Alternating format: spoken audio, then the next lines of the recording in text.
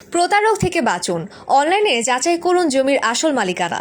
বাংলাদেশে জমি শুধু সম্পদ নয়, অনেক সময় পরিবার ও ভবিষ্যতে নিরাপত্তার প্রতীকও। কিন্তু অনেকেই জানেন না তাদের নামে জমি আছে কিনা, কিংবা থাকলেও এর সঠিক মালিকানা তথ্য কোথায় পাওয়া যাবে।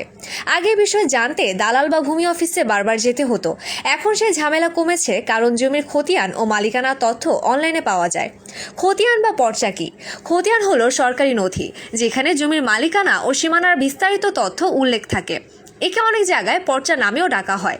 সরকারি জরিপ শেষে যে নথি প্রকাশিত হয় সেটি মূলত খতিয়ান।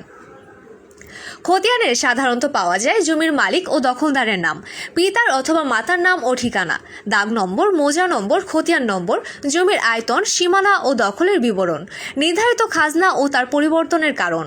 খতিয়ানের ধরন: বাংলাদেশে জমির জন্য মূলত 4 ধরনের খতিয়ান প্রচলিত। সিএস খতিয়ান ব্রিটিশ আমলে 1940 সালের জরিপ তৈরি।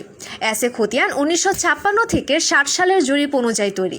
আরএস খতিয়ান পরবর্তী সময়ে সরকারের জরিপে প্রস্তুত। বিএস খতিয়ান 1998 সাল থেকে চলমান জরিপের খতিয়ান।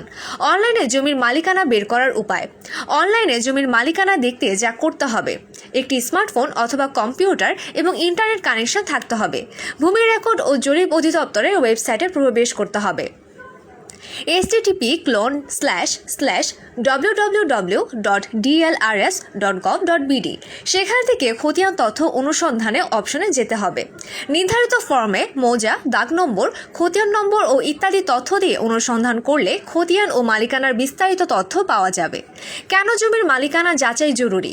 জমি ক্রয় বিক্রয়ের সময় প্রতারণা এড়াতে, মৃত মালিকের ওয়ারিশ নির্ধারণ করতে, দালালের ফাঁদে না পড়ে সরাসরি সরকারি রেকর্ড দেখে নিশ্চিত হতে, ভবিষ্যতে কোনো ধরনের আইনের জটিলতা এড়াতে।